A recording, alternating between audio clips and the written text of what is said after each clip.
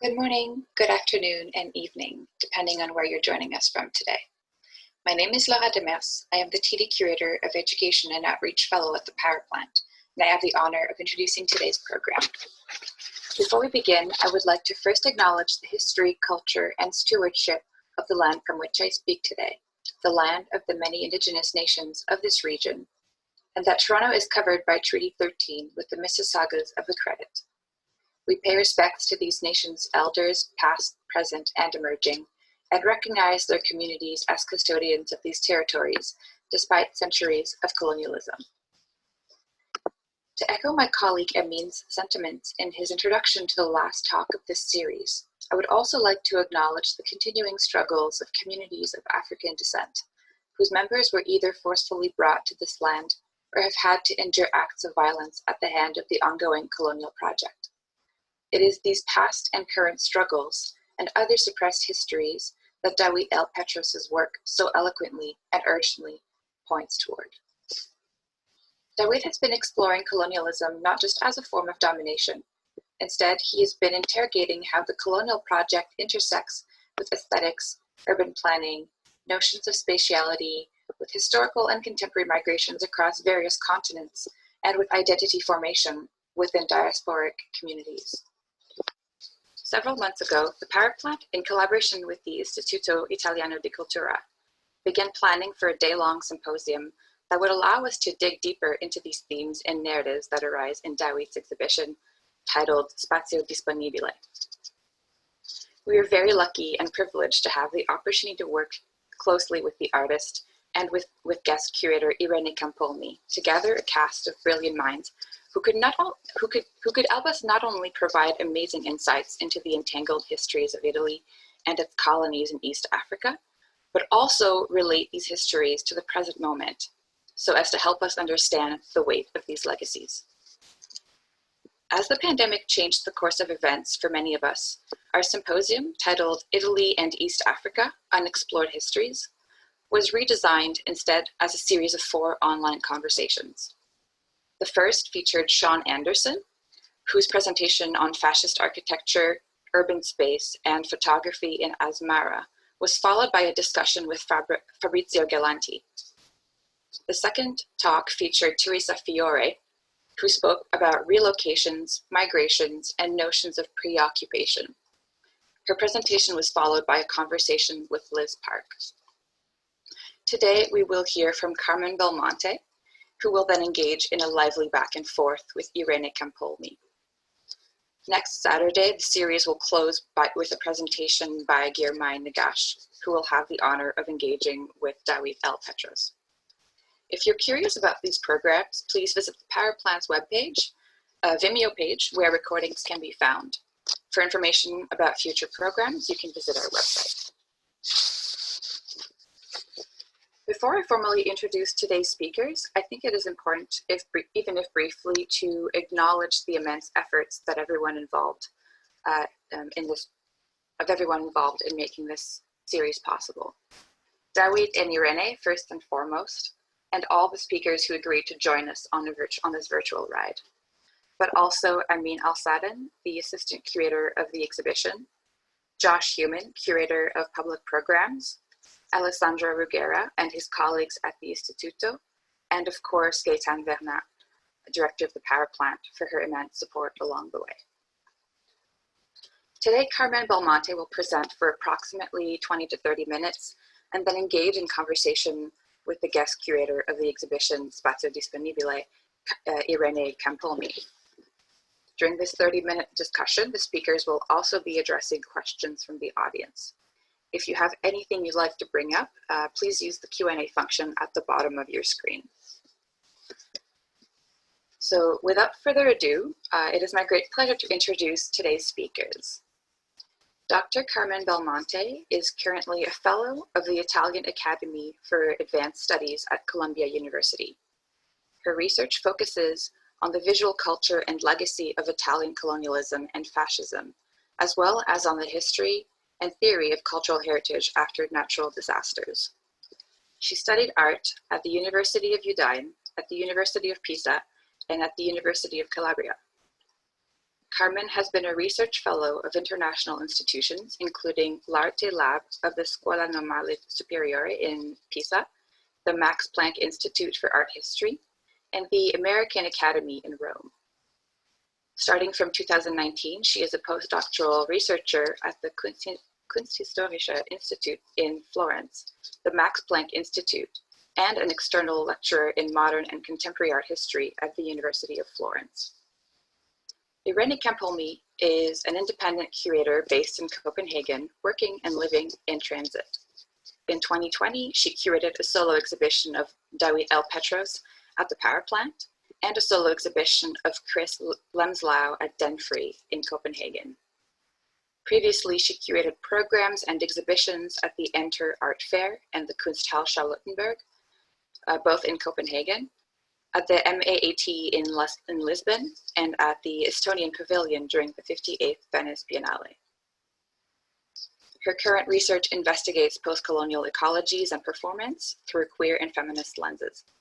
In the past, her work focused on tracing the narratives of 21st century art museums, who demonstrated an interest in researching the legacy of untold modern art histories and their influence in contemporary artistic trends. Before joining the Louisiana Museum of Modern Art in Copenhagen as a PhD fellow, she was a research fellow in the Max Planck Institute research group called Objects in the Contact Zone, the Cross-Cultural Life of Things. Thank you, and please welcome Carmen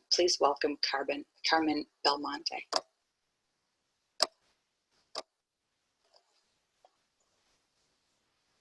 Good morning, good afternoon, good evening for our international audience. Thank you, Laura, for this very warm introduction.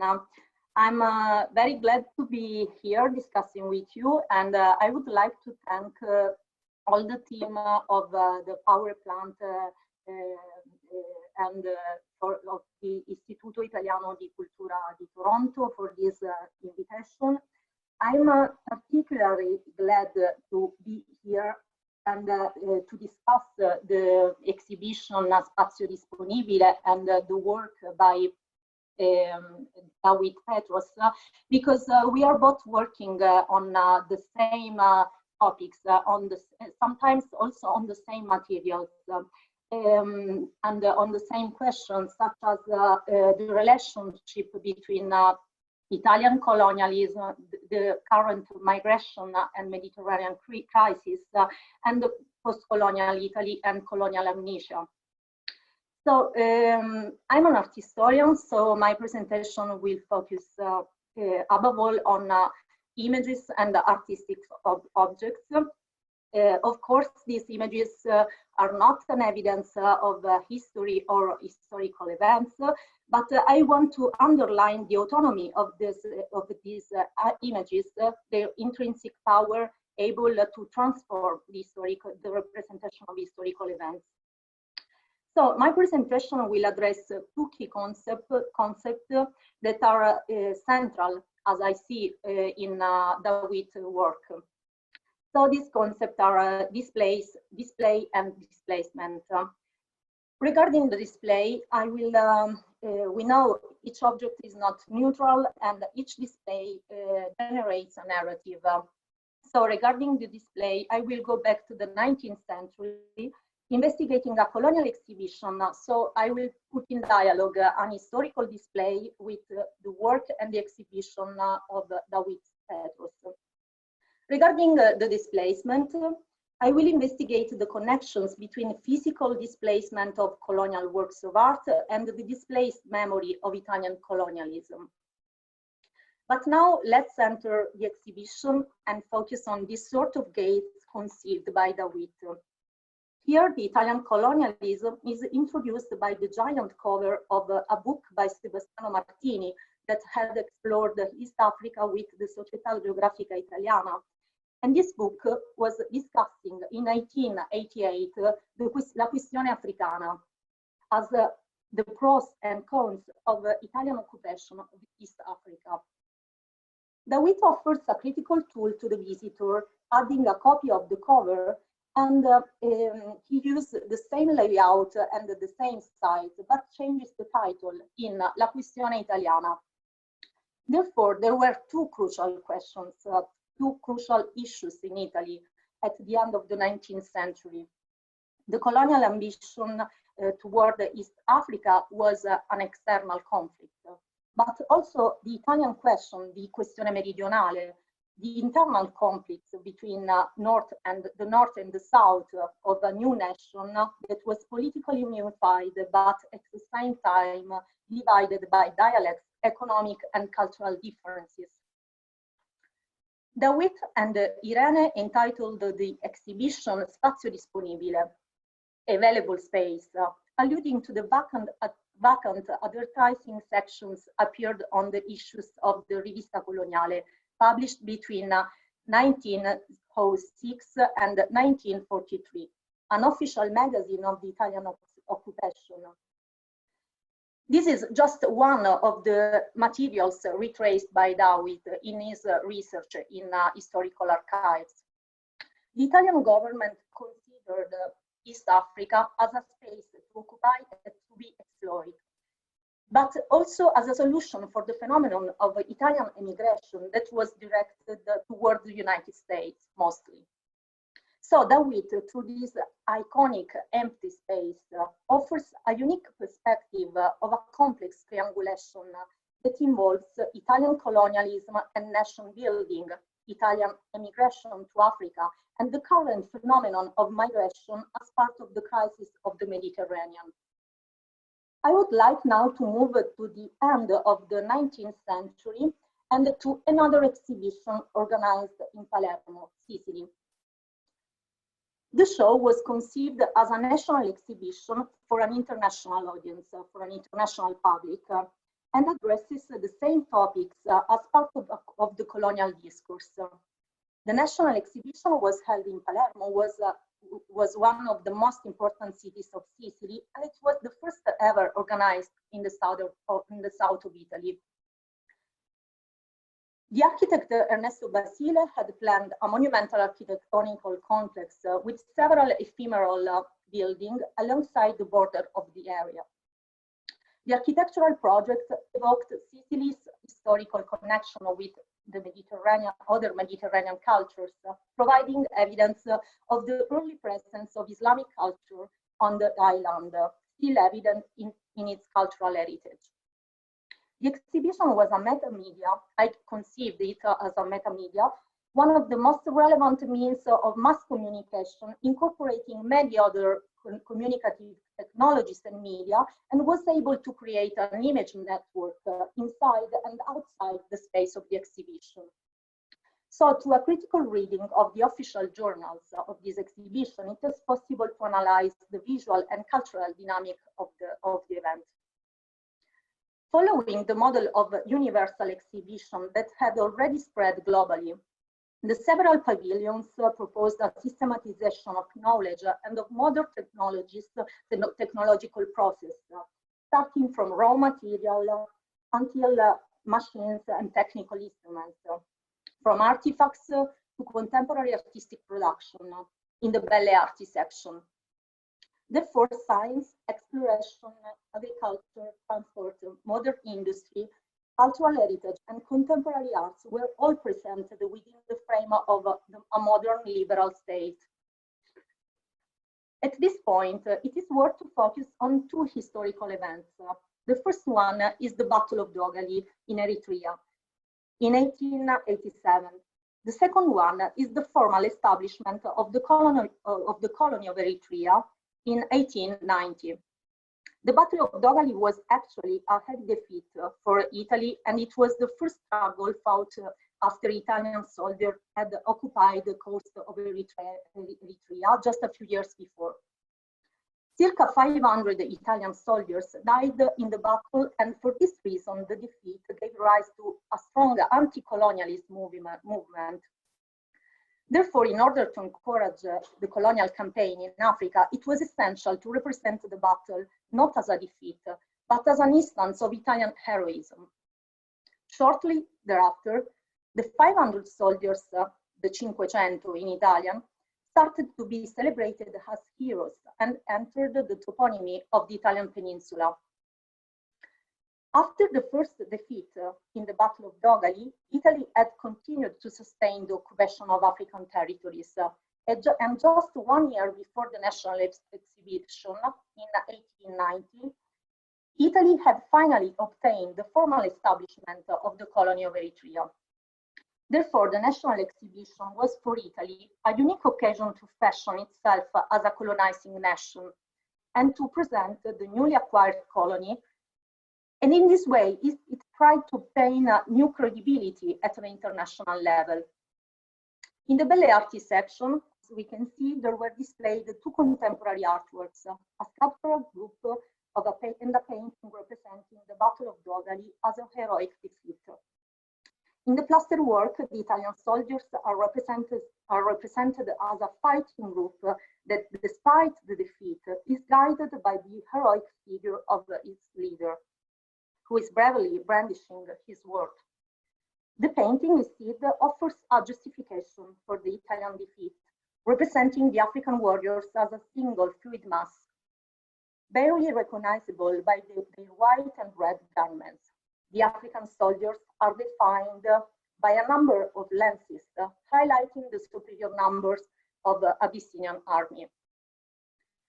In the large garden of the exhibition complex, outside several pavilions celebrating Italy's progress and modernity, the visitors encountered the Mostra Eritrea, the Eritrean exhibition, where the major attraction was a human exhibition of African bodies, presented as inhabitants of the African colony.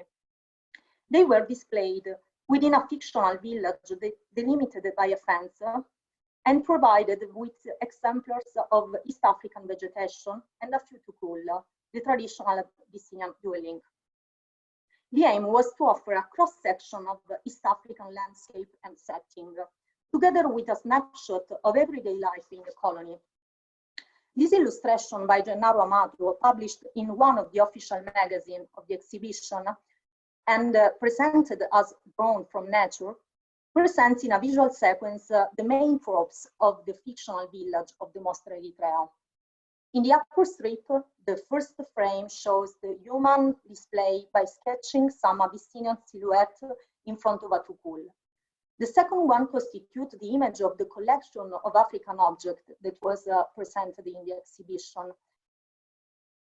These objects are shown as a disordered ensemble, and they are especially weapons. The last one instead outlines the area when some Italian military shelters used in the colony were erected. The lower strip suggests instead an overview of the village and provides a visual narrative of its fictional social life, filtered through the Italian colonial gaze.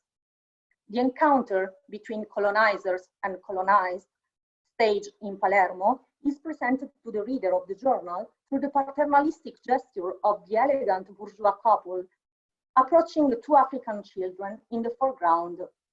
With the representation of this alleged Pacific encounter, Italy declared the beginning of its civilizing mission in Africa. Through the exhibition, a group of Abyssinian population, whose warriors had become famous in Italy after the Battle of Dogali, was classified and placed within a fence at public disposal. By adopting the model of the living human exhibition, Italy for the first time attempted to assimilate the Abyssinian population within the national urban context. More in general, the success of the format of a living human exhibition was based on some precise strategies. First, it adopted existing and well-known clichés and stereotypes. The indigenous people put on display had to correspond to the public's expectation and to the fictive imagination that was already fixed in their memory.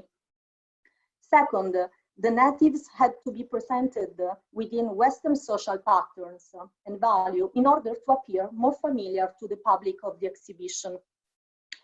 Indeed, the group of Abyssinians included individuals representative of different professions, expertise, and social status. A priest, a painter, but also musicians, artisans, and some warriors, accompanied by their relatives. They consisted of 16 familiar groups. Some of them were Christians, some of them Muslims. Even if the African group exhibited here was being proposed as Abyssinian, it was actually composed by locals coming from different sides of Oriental Africa, and they remained in Italy for several months, always wearing just their traditional clothes, even during the winter, when they experienced the snow in Palermo. The official journal of the exhibition published a composition of photographs representing all of them in fixed pose in front of their kutukul, and published also a detailed catalogue of their personal profiles of the heads of the families, recording the name and the place of birth, and also their skill and crafts. In fact, as part of this living human exhibition, also an assortment of raw materials and crafted objects from Eritrea was arranged in the pavilion, with the aim to encourage commercial interest in the new colony. The collection has been assembled by politicians, military officers, businessmen, but no anthropologist or ethnologist had been involved in this selection. The collection was mainly displayed to satisfy the interest for exotic objects, which had a wide appeal in Italy at the time. So there was no real interest in the peculiarities of Abyssinian artifacts and culture. They were assimilated in the imaginary collection of Oriental objects. At any rate, for the first time, African ethnographic objects and work of art, such as the painting of the Ethiopian painter Aleka Lucas, were displayed in an Italian national exhibition with a specific catalogue, obtaining great attention in the media.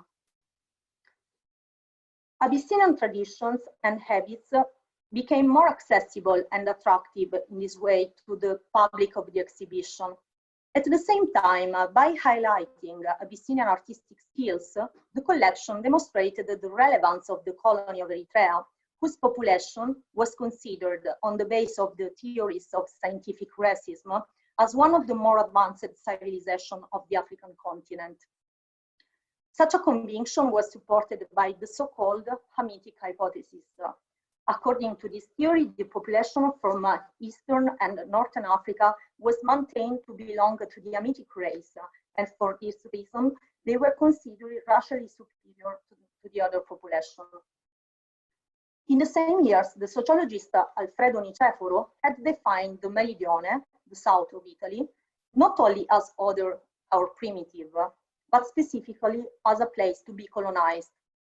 The anthropologist Giuseppe Sergi, in his book La razza mediterranea, suggested that Mediterranean and Hamitic populations had a common origin, therefore creating an ancient link between Italy and his colony.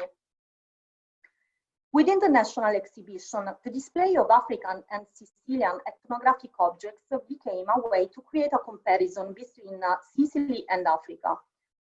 In Palermo, the fictional Abyssinian village was acclaimed as the main attraction, but the national exhibition was also the occasion to present Sicilians as a picturesque type. As we can see here in these photographs reproduced in the magazine of the exhibition, a similar visual culture was adopted to represent, a similar visual grammar was adopted to represent the Abyssinian in front of the Tukul, and the Sicilian peasants lingering on the thresholds. Therefore, in the national exhibition in Palermo, Italy outlined its profile as a colonizing nation, taking advantage of its internal Orientalism and assuming an imperialist attitude over Sicily, perceived, together with the other southern regions, as the other Italy. As a result, it demonstrated that the civilizing mission undertaken in the Meridione could be easily extended to East Africa.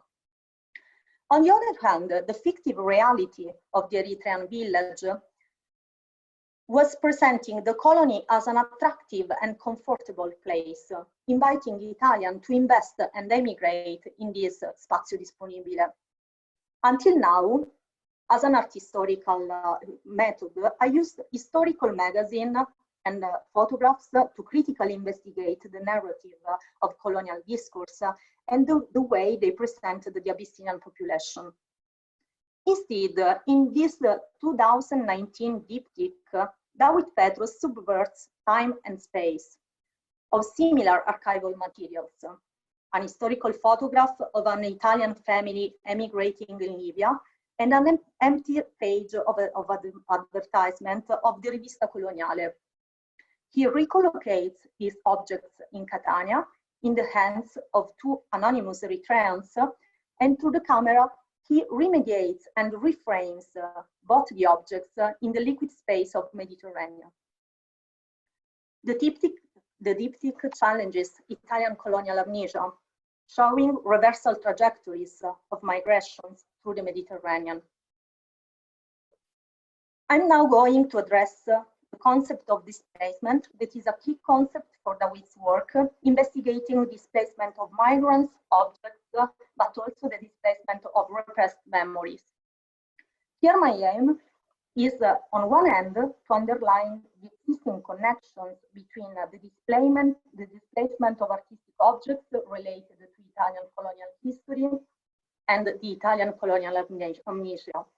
On the other hand, I want to make visible the entangled, unexplored history of Italy and East Africa, retracing the trajectories, the transnational lives of works of art. I will focus on two case studies, two samples of colonial material legacy currently displayed in public space in Rome. The first is the large battle painting by Michele Cammarano, today displayed in the Galleria Nazionale of Modern and Contemporary Art in Rome. The second case study is the Obelisk of Dogali, a monument currently set in a small garden in Via delle Terme di Diocleziano. In addition, I will investigate the entanglements between this monument and the French sculpture representing the Lion of Judah, which arrived in Rome from Addis Ababa in 1937. Both the painting by Cammarano and the Obelisk of Dogali, using different media, are related to the aforementioned Battle of Dogali that took place in Eritrea on the 26th January 1887. Exploring their transnational lives from 1887 in liberal Italy, I will cross the 20th century, passing through fascism until post-colonial Italy. A few months after the battle, the Italian government decided to define an official image of the battle by commissioning from Michele Cammarano a large painting to be displayed in the newly established Galleria Nazionale in Rome. The aim was to fix an image of the battle able to transform the defeat into a heroic episode of Italian history. In the public spaces of the National Gallery, the painting would thus have constituted an exemplum of patriotic value for future generations. At the bottom right of the painting, representing the Battle of Dogali, close to his signature, Cammarano added the inscription, "From Ras Mudur to Rome, 1896. By these words, the painter outlined the trajectory drawn by the painting, being conceived and executed in Eritrea and then moved to Rome. Indeed, he left for Massawa in the spring of 1888 and spent about 5 years in Eritrea. He organized his studio in Ras Mudur and started an accurate study of the sites of the battle, of the physiognomies of the Abyssinian and their gestures and military strategies. As he wrote in his African diary, he shared his everyday life with them. The painting had different phases of executions and was strictly controlled by the ministry. Nevertheless, the final painting is far away from the colonial rhetoric of heroism circulating in illustrated press. Indeed, aside from the posture of the Christophoris celebrated in the middle of the battlefield, Cammarano proposed a real fight, a real struggle with a realistic representation of Abyssinian bodies, highlighting their strength and pride, When the painting was finally ready to be displayed at the Galleria Nazionale, another colonial battle ended as a defeat for the Italians. The 1st of March 1896, in the Battle of Adwa, Ethiopia, more than 5,000 Italian soldiers lost their lives. Indeed, the day is still celebrated as a national holiday in Ethiopia. At that point, the painting was representative of another failure of the Italian army, and the authorities decided to remove the painting from the National Gallery and to transfer it to another venue that was less visible. It was transferred to the presidency of the Collegio Romano in Rome, an educational institution, but after a few years, they sent back the painting to the gallery. In 1925, the Galleria Nazionale again moved this large painting that is more of 7 meters from its deposits in the capital to a gallery of a more peripheral city, Ascoli Piceno. In a few years, the work returned to Rome, but not to the gallery. The painting was granted to the Associazione Nazionale Mutilati e Invalidi, an institution dedicated to war-wounded soldiers. It was an attempt to find a suitable location for a painting covered by uncomfortable memory, which Italy, after a few decades, was not able to face. During the fascist regime in 1934, the aura of silence and embarrassment that still surrounded the canvas was again revealed in the strategic exclusion of the painting from the retrospective exhibition dedicated to Michele Cammarano in the second international exhibition of colonial art in Naples. After 1936, on the contrary, the interest in the painting re-weakened. It was due to the results obtained by Italy in the Ethiopian War. At this point, the painting was immediately moved to another, more prestigious venue. It was displayed in the Museo Africano that was inaugurated in 1937. In front of the painting, there were displayed some cannons used during the Battle of Adwa. In the 70s, the Museo Africano closed and the large painting was moved again and hidden in the storage of the National Gallery. Only in 1998, the work entered the chronological display of the museum, but it was included in one of the halls catering subjects related to the epic of Italian Risorgimento. In 2016, instead, a new display was conferred to the gallery by the director Cristiana Collu, entitled Time is Out of Point, unending the previous linear temporality. The painting, in this case, became part of the Sala delle Battaglie, which brings together works from different times and that, using different media, interpret the general concept of conflict. Apart from the caption reporting the title of the work, there isn't any reference to the meaning and context, as well as to the multi-layered history of the painting that remains a silent image in the museum. I will now cross the century again, retracing the history of the monument erected to celebrate the 500 soldiers died in Dogali and its entangled history with the sculpture of the Lion of Judah. In this case, the municipality of Rome commissioned the work immediately after the battle, and just a few months later, the obelisk of Dogali was inaugurated in Rome. It was erected in the Piazza Termini in front of the railway station, which was the main access point to the capital. The square on the same day was renamed Piazza di Cinquecento, celebrating the 500 fallen soldiers. The memory of the tragic and controversial defeat was symbolically fixed in a monument that reconfigured the urban space, superimposing a new meaning. The monument was conceived starting from an Egyptian obelisk that arrived in Rome after the conquest of Egypt. It re-emerged in a historical archaeological excavation and became a symbol to commemorate the Battle of Dogali. But why? The obelisk embodied multiple meanings.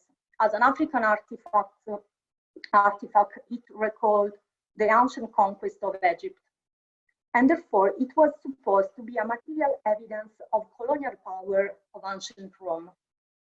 Stripped from its original sacred function, the obelisk had been once before turned into a symbol of Roman victory, and then colonial propaganda transformed it into an emblem of a modern heroic defeat. The soldiers who died in Dogali could then be celebrated as the heirs of the military power of their Roman ancestors. In addition, recalling their sacrifice, the monument instigated a revenge against the enemy. Indeed, the names of the soldiers fallen in the battle were engraved in the four ridiculous placed in the basement.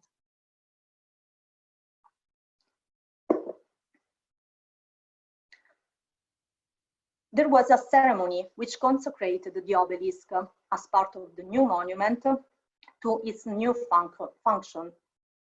Great emphasis was given to the ritual inauguration. The king and the highest political authorities of Rome attended the ceremony, together with the survived soldiers who were gathered for the occasion around the monument.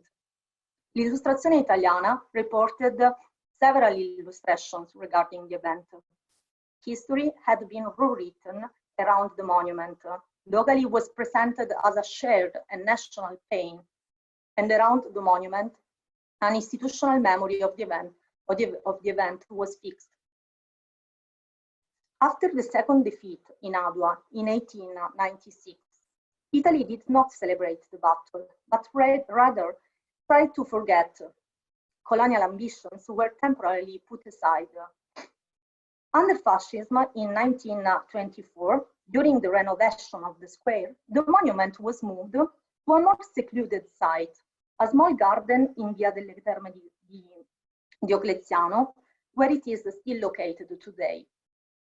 Nevertheless, no long after, the obelisk of Dogali fell once again in the spotlight and became the instrument of a new, more organized colonial propaganda, the fascist one, which recognized the obelisk the power to evoke the defeat of liberal Italy.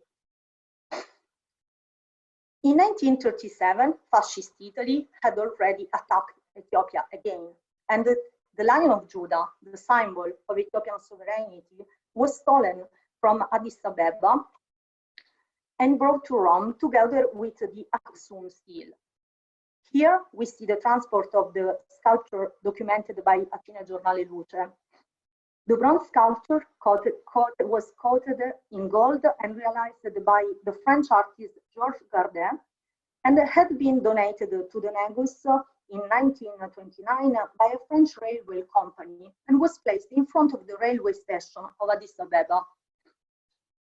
Fascist colonial propaganda redirected public attention once again to the obelisk of Dogali.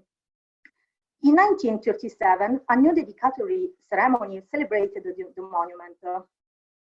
As it is reported by the Chilean Giornale of the Istituto Luce, in the presence of a crowd of people, the lion, the symbol of the defeated Abyssinian Empire, was uncovered together with description placed on a plaque.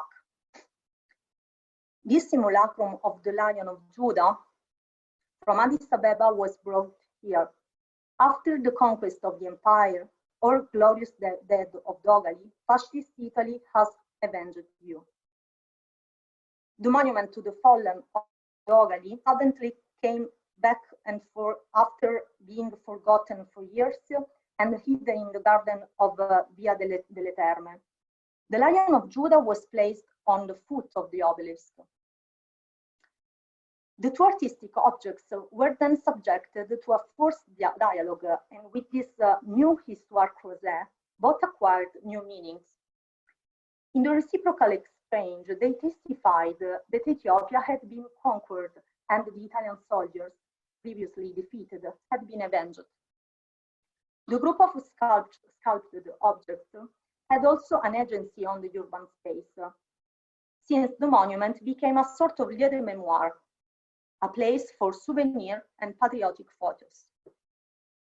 In addition, during its Roman captivity, the statue was at the center of an episode that took on legendary tones, and made its protagonist, Zerai Deres, a hero for the Ethiopian and the Eritrean tradition. The biography of Zerai Deres is still controversial. An attempt to reconstruct the story for the Italian public was made by Ijabashiro. On the basis of written sources and oral testimonies, she reported that Zerai was an Eritrean faithful to the Emperor Haile Selassie. According to the narration, on June 1938, he was near the monument of the fallen of Dogali, and after seeing the Lion of Judah, suddenly began anger against Italy and to praise the emperor. He extracted his words and hurt some of them. Different versions agree on the main motivation for this extreme action. The view of the Lion of Judah placed in captivity at the foot of the obelisk. After the end of the Ethiopian War, when Italy lost its African territories, the government was asked to return the colonial booty according to the 1947 peace treaty. The sculpture returned to Ethiopia only in the 70s at its original position. Despite the following political changes in Ethiopia, the statue of the Lion of Judah was not removed and dominated the square of the station of Addis Ababa. The Lion of Judah was an object stolen, discussed, returned, which still today in the Ethiopian capital is preserved as a testimony to the sacrifice and resistance of their ancestors to colonial rule, and around which the legend of Zerai Deres is handed down. The monument to the fallen of Dogali in Via delle Terme di Diocleziano is instead a forgotten monument, almost hidden among the trees of the garden, and testifies with this abandonment the lack of a post-colonial debate in Italy outside the academic environment. A few years ago, the monument and its original site, Piazza dei Cinquecento, have been involved by Rino Bianchi in the photographic project Roma Negata, Percorsi postcoloniali nella città, a project on post-colonial Italy. In the visual sequence, people from Eritrea, Somalia, Ethiopia living in Rome are portrayed in the more representative monumental sites of post-colonial Rome as an attempt to recognize the memory of colonial past and to frame it in the present. In conclusion, the study of this object, a multi-layered meaning, trajectories, movements in different temporalities, led to the colonial and post-colonial relationship between Italy and East Africa, an entangled history that goes beyond the abuse and occupation of African territories, does not end with the peace treaty, nor with the relocation of the stolen heritage. Thank you for your attention. And now I'm very happy to continue the discussion and conversation with Irene. Hi, everybody, and thank you so much, Carmen, for the presentation and for raising very interesting aspects that are intrinsically connected with Dawit's exhibition and also Dawit's research over the past years. Namely, before maybe starting, I'd like to thank also the Power Plant and the Italian Institute of Culture in Toronto and the whole teams in both institutions that supported this event and that made it happen regardless the crisis of the COVID. And thanks to all of you that are participating to this webinar across the globe, hopefully. But I'd like to start in going medias res and perhaps reflect on the first issue that your presentation discussed, which is the intrinsic connection between display and displacement of objects and of people, obviously, and also the histories that they carry and that they embody. So if we think, as you mentioned, that transmedial representations of human and objects through photographs are not to be read as historical evidences, but as actually as testimonies that emphasize the autonomy of the images to transfigure reality. My question is, as an art historian, what is the value of researching the history of these specific exhibitions through photographic material, but other kinds of transmedia representation within the colonial discourse and the colonial studies, and sort of also you know, discuss and explore how the objects, the people, and the stories that they carry are displaced and at the same time displayed. Thank you, Irene. Thank you for this question. It's very stimulating for me. Yes, of course, as an art historian, for the art historian, their job is to read the images. And in this case, reading the images, we are able to reconstruct the dynamics of an exhibition. The exhibition, of course, also today is a tool, is a way to create a narrative, to create to communicate an ideological narrative. We are aware about this. So I think that the study of exhibition is a tool to understand the visual culture, the dynamics, and the instrument of colonial discourse. And it is also important to use this knowledge to create a new narrative in our exhibitions today, in our display, or in the museums that are dedicated, for example, to colonial history. That's definitely the point. I'd like maybe to ask you a personal question, also before we open up the floor to the audience and the attendees.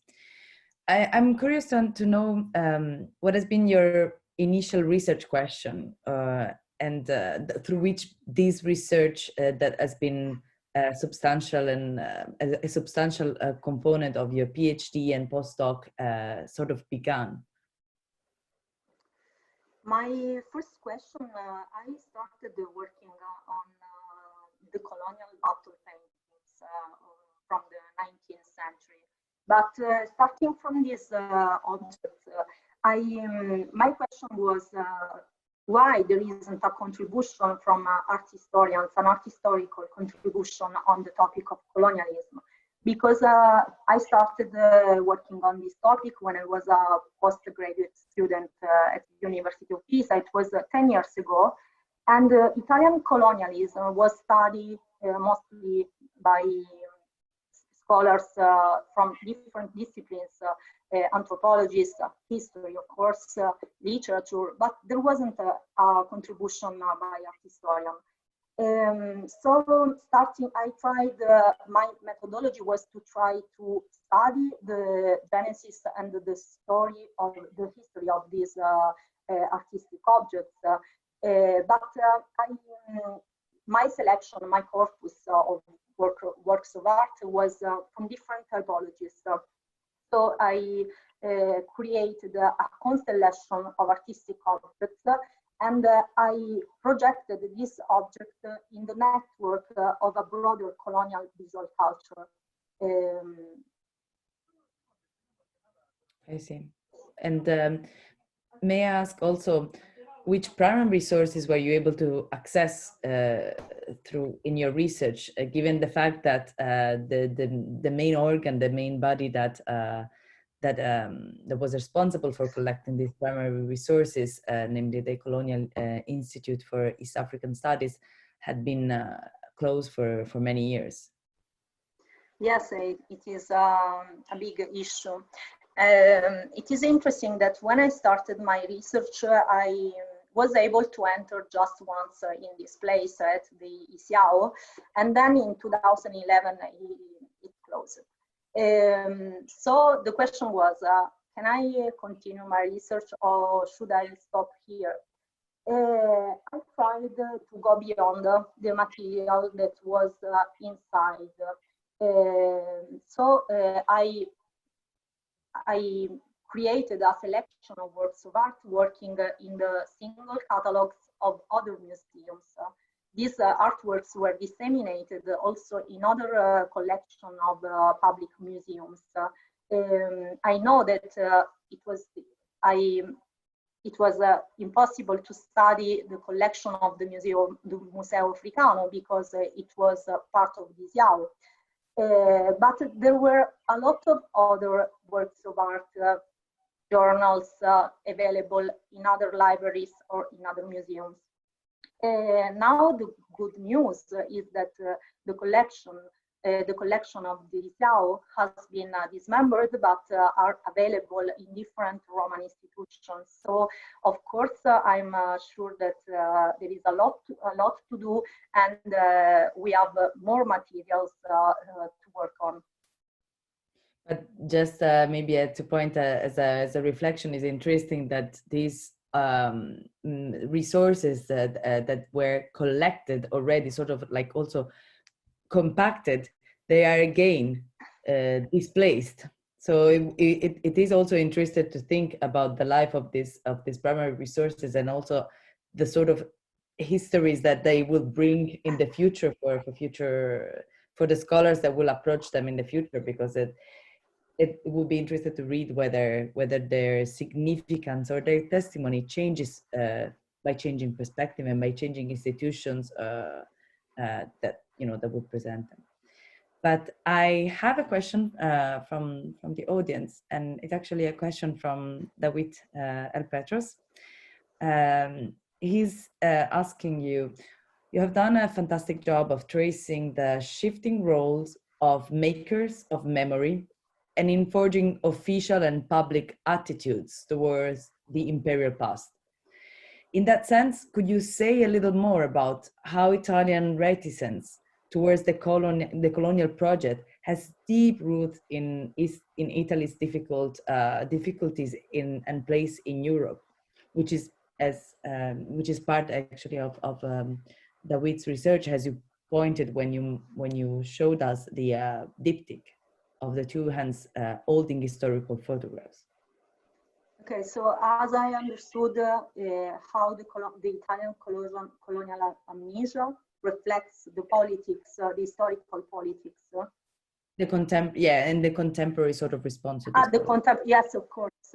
I think the contemporary attitude, the nationalist attitude also toward migration, of course, is related to this historical lack of re-elaboration of the past, because we didn't have in Italy a re-elaboration of the colonial past after the peace treaty, but also in the 70s.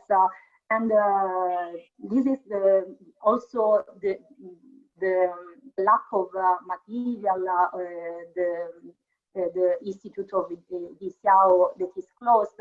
These are all elements that demonstrate that Italy for many years wasn't able to reflect on colonial past. Of course, a lot of work has been done in the academic research, and there are also some projects, some very interesting projects today. They are trying to create awareness regarding this past. But if we don't solve this problem, it will be difficult to face in a clear way the relationship that we have with migrants that arrive today from Eritrea, for example, and Ethiopia. Yeah, thanks for this answer. We have another question from the audience, and it is addressed to both of us actually. By looking at how you frame the exhibition as a tool, but also as a way to communicate an ideological narrative. The question asks if we could address potentially the tools that Dawit has used throughout the exhibition, and also the function of these tools and who wields the tools. I don't know if you would like to start, or otherwise I would maybe just mention, I would answer partially on my side, since this is like yes, of course you can. Both of us. The interesting I mean, the very fascinating aspect of Dawit's work in the show precisely has been to use one of the many, but has been to use the historical material and shift the perspective of this historical material, and also demonstrate that what Carmen sort of waved initially, that that photographs of indigenous, the photographs of testimonies of certain historical events are actually not the testimony of that, or are not actually the proof of that of history, but they become a tool, a testimony of an interpretation of a point of view. So the interesting part of works like Dawit, the diptych that Carmen was just showing before,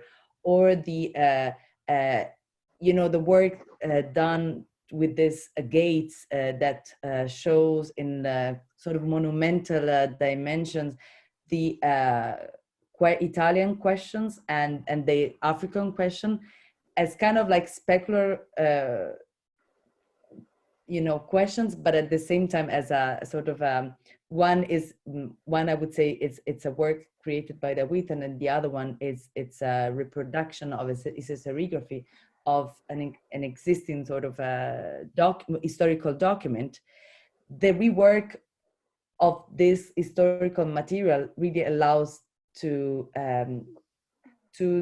articulate the complexity of these entangled histories that also don't show the simplicity of a colonial sort of project, but how its consequences have kept sort of feed in also in the contemporary history. So I feel that this is that Dawit's sort of merit in the exhibition has been exactly to unpack the entangled histories that constitute the Italian colonial project, and also underline the amnesia and the displacement of these memories throughout, displacement of objects. Yes, I don't know of course. if you want to add, Carmen. I completely agree with you, and I think that it is important to create a new narrative, new counter-narrative regarding these objects. And I think that the work of Dawit is very, very important and crucial also for an Italian audience, for example, because he was able to use the colonialist materials, but also displaying them through this reframing, reflecting, and recreating narrative. He was able to offer critical tools to the public. And I think that artistic research could be a good contribution also for institutions, for museum institutions that collect, are collecting colonial materials, not just for galleries that host exhibitions. I will address another question from the audience, which is incredibly interesting, which actually asks us, in general, can you comment on the modern day sentiment in Italy regarding its colonial history? And also asking this question after seeing the triumphant colonial sculpture in the fountain of Piazza Navona in Rome, perhaps we should also contextualize this.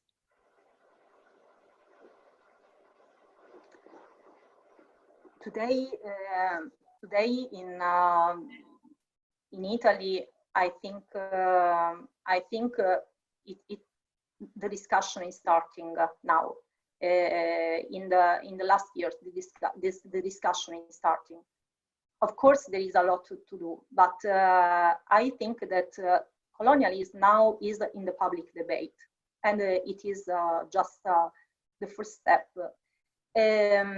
Also, the demonstrations, the discussion regarding status and monuments. It is a global discussion, has involved also Italy. And there are projects that are questioning and working on the name of the streets, on colonial monuments, underlying their history. One of these projects is called Mapping Postcolonial Italy, and it is an open project, and the directors of this project are trying to involve more people, to have more contributors that want to propose, for example, to write entries regarding colonial sites, colonial name of the streets, or colonial objects. So I think that the discussion is starting from one side. On the other hand, we know that now the collection of the Museo Africano has visible again, and of course also this new museum will be, we don't know, it has opened just 1 month ago, so I wasn't able to visit the museum with the COVID emergency, but we will see what will be the discussion and the work of this museum. I have a practical maybe question, which is related, which institution has initiated this program, this project marking Italian postcolonial history? It is not an institutional project, but it is an open project that was conceived by two scholars working, two young scholars working on colonialism from different perspectives regarding public histories, studying photography, and they started this project and involved other scholars in writing these entries. So it is an autonomous project. Yeah, I would just maybe like conclude by asking a final question, but also sort of commenting on the questions that was addressed to both of us regarding a comment on the modern day sentiment regarding Italian colonial history.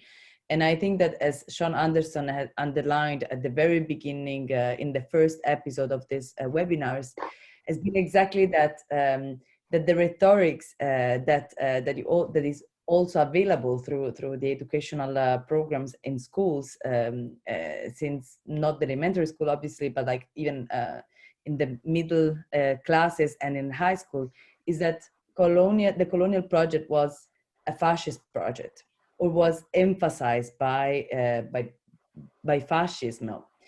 But the reality is that it was taken as a tool to develop the narrative and the fascist project. But the two are not definitely, they are intertwined, but they are not separated.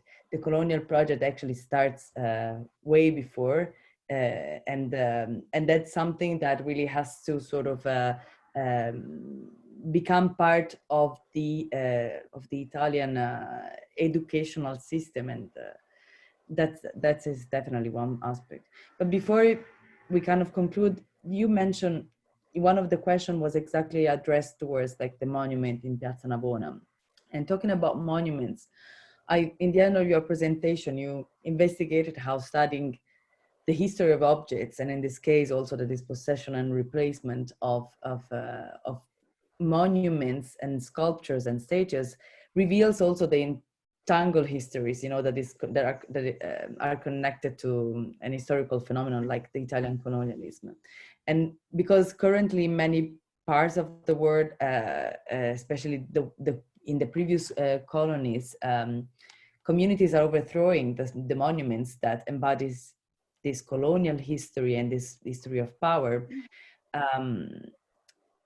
But to bring up like to the surface untold and erase misplaced history. As an art historian, for you, these are like the primary sources of studies. So how do you think that these sculptures and monuments could be used and also recontextualized for future studies and for future reference, to look at history critically, to really being used and recontextualized as a resource.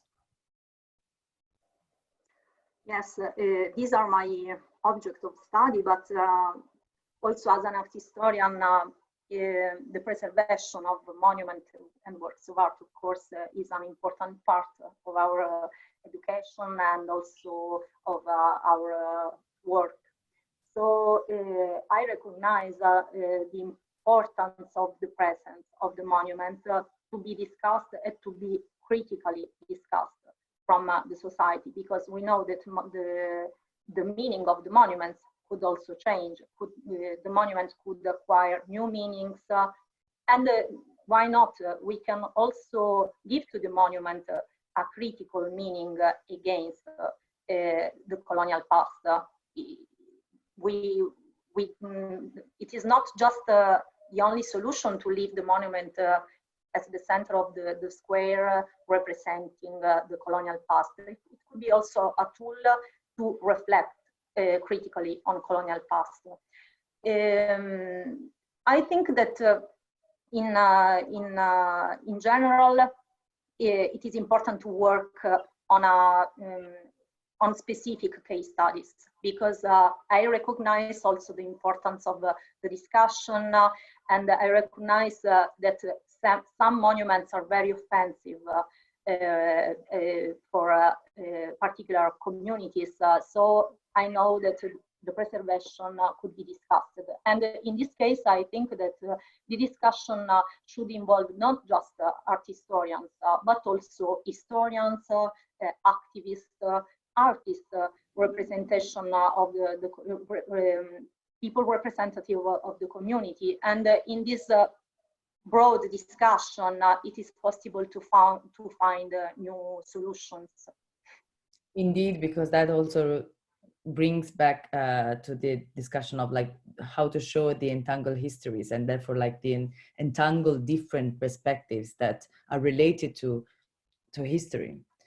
Yes, if I can add just something, sometimes I think that we should consider that also the absence of a monument could be a risk, because if we think about the Aksum seal in Italy that was restituted to the Ethiopian government, now the absence of the seal is not, there is any reference to the colonial past. So the absence is also something that could fall in the colonial amnesia.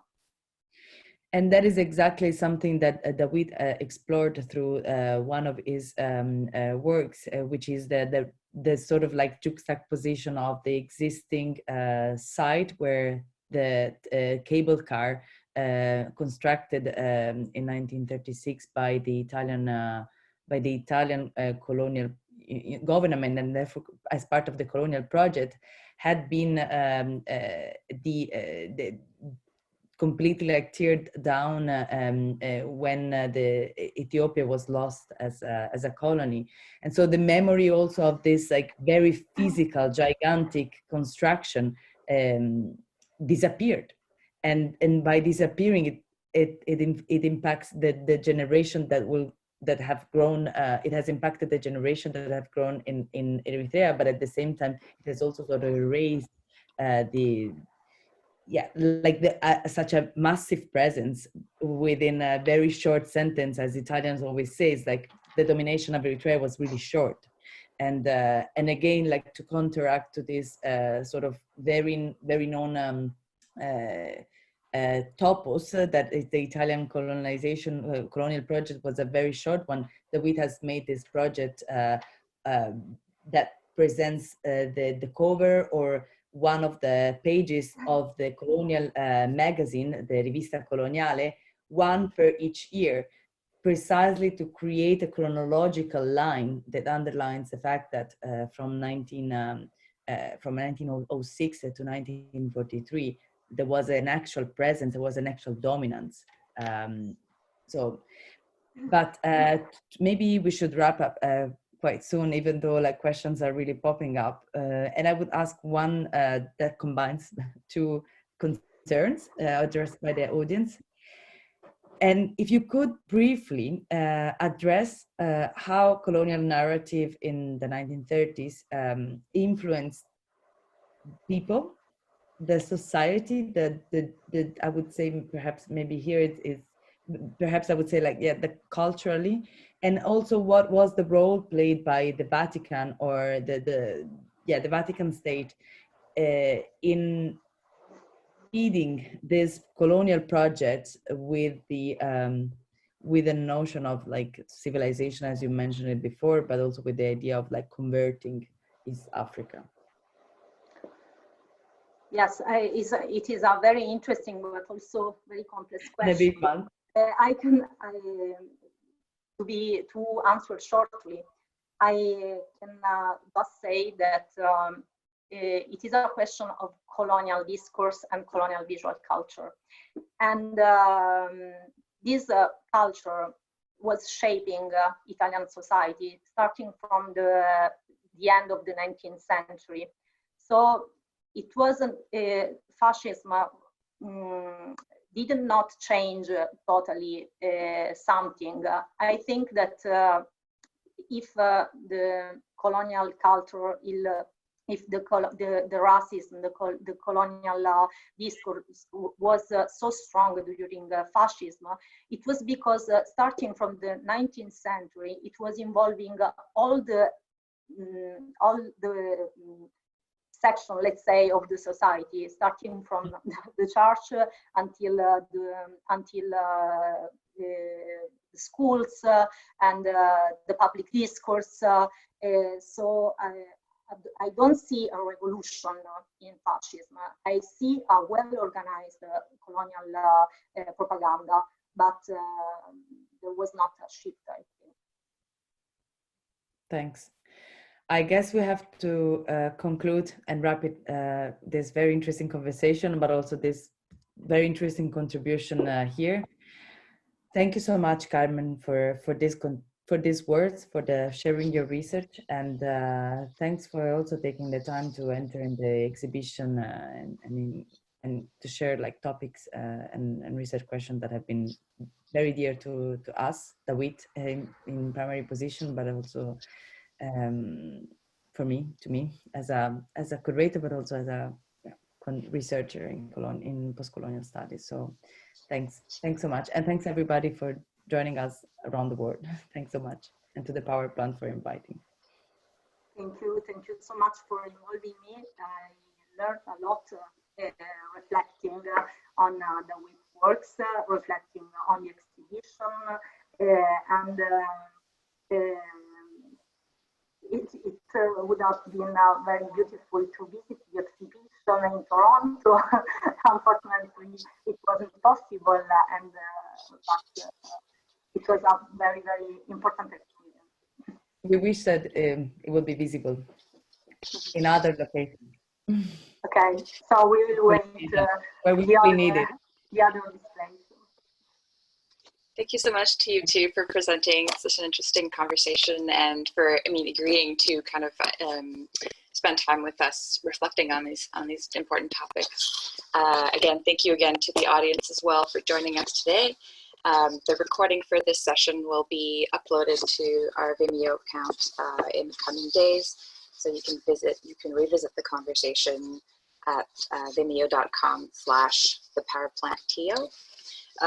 Next week on July 18th, we will hear from Guillermine Nagash and from Dawit L. Petros. The two of them will engage in a conversation, and this will be the last session of our series for the symposium. So we're very eager to present this session as well. With this, I hope that you have a nice afternoon or evening, and that you join us next week. Thank you so much.